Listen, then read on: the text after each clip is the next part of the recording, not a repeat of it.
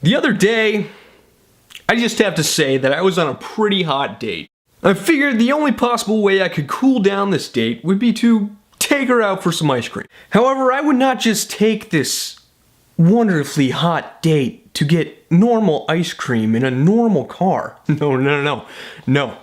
I would instead take her out on the night of her life. You see, my dad recently got a 2010 Challenger. And well, it's a pretty hot car. So when you got a hot date and a hot car, you go and take her for some hot ice cream. Taking this date in this awesome car made me feel like I was the king of the world, riding a chariot with two-headed horses, breathing fire, causing the stars to align, and then come down and blow up, causing sailboats to fly into the sky. I can truly say it was majestic. So needless to say, everything was going exactly how I envisioned it. We walked up to the place, grabbed the ice cream, and then walked back to our chariot. However, all good things must go wrong at some time.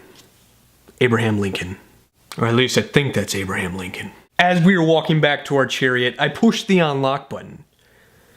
However, my thumb accidentally slipped, and I didn't push the unlock button. Instead, I pushed the panic button. So now my car is having a spaz attack, and I can't make it stop. I repeatedly hit the panic button over and over and over and over again to try and make this thing stop, but it seemed the more I pushed the button, the more angry the car got.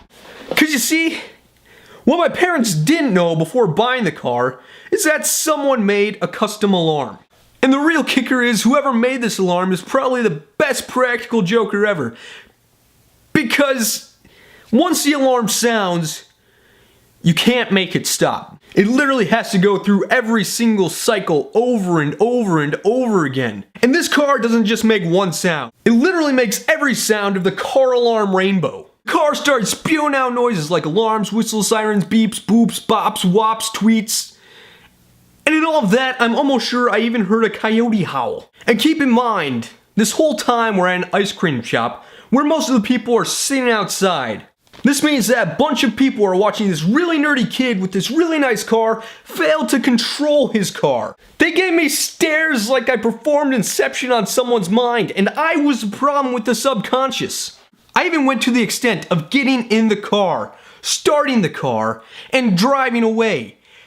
And the alarm still didn't stop. Everything I tried, every single action I poured into this car to make it stop, it just got more angry. I'm pretty sure people started pulling over as I drove down the street with this thing because they thought I was a cop. And then I finally made it home. And after the car went through the cycles about a good 10 times, it finally came to a stop. And then I looked over at my date and I said, "Listen, I'm sorry. I didn't mean for this date to come out this way. But I would be honored if you were to take me on just one more date." Then she looks at me like I'm stupid and then slaps me and tells me that we've been dating for 2.5 years. Yeah. Just remember, next time you hit the panic button, the real person who might panic is you.